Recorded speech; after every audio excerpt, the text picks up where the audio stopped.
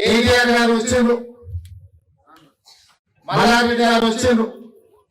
మల్లారెడ్డి గారు 14లో ఎంపీగా ఓటు వేయించుకోండు, 18లో ఎమ్మెల్యేగా ఓటు వేయించుకొని మంత్రి అయింది.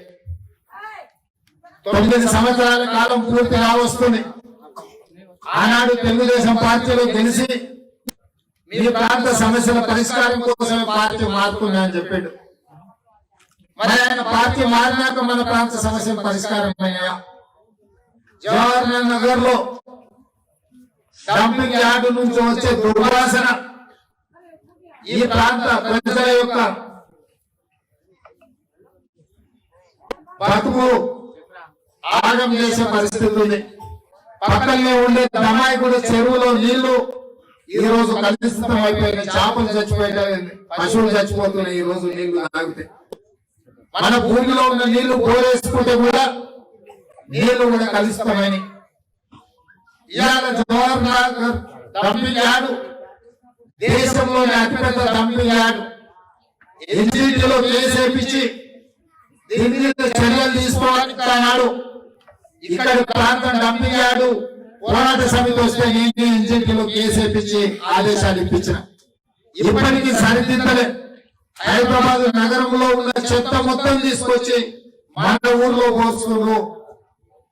ఎన్జిటి ఆదేశాల మేరకు మున్సిపల్ కార్పొరేషన్ కు నగరం 4 దిక్కుల 4 పెద్ద డంపింగ్ యార్డులు ఏర్పాటు చేసి ఎక్కడ చెత్త అక్కడికి వేయండి. జవహర్ నగర్ డంపింగ్ యార్డులో చెత్త వేయకండి. ఇక్కడ ప్రజల జీవితాలు ఆగమవుతున్నాయి. ఇక్కడ నీళ్లు కలుషితమవుతుంది, గాలి కలుషితమవుతుంది. ఈ ప్రాంత ప్రజలు బ్రతకలేని పరిస్థితి ఉన్నది. గాలి పీల్చాలన్నా నీళ్లు లాగాలన్నా బతుకులేరు సమస్య అయిందని చెప్పి కోర్టు చెప్పింది. కోర్టు చెప్పినా కూడా ప్రభుత్వం మారలే. ఇలాంటి కూడా ఈ సమస్యను పరిష్కరించాలన్న ఆలోచన లేదు. ఈ పక్కనే వందలాది డబుల్ బెడ్రూమ్ ఇల్లు కట్టారు. అవి అట్లనే వండుకోవడంలాగా నిలబడ్డాయి. ఇవాళ ఇక్కడ పేదలు ఇల్లు లేక కిరాయి కట్టుకొని ప్రభుత్వం డబుల్ బెడ్రూమ్ ఇల్లు ఇస్తే నెలకు 5,000 10,000 కిరాయి మిగిలితే పిల్లలు చదువులు చెప్పించుకోవచ్చు. ఇంట్లో ఇంత మన బతుకులు బాగుపడతాయని మా ఆడపిల్లలందరూ కూడా డబుల్ బెడ్రూమ్ ఇల్లు వస్తుందేమని ఆశతో వేసి. హాయ్ ఫ్రెండ్స్, మా టుడే టుమారో యూట్యూబ్ ఛానల్ చూస్తున్నందుకు చాలా థ్యాంక్స్. మరిన్ని లేటెస్ట్ వీడియోస్ కోసం వెంటనే సబ్స్క్రైబ్ చేయండి. అలాగే ఈ బెల్ ని కూడా రింగ్ చేసేయండి.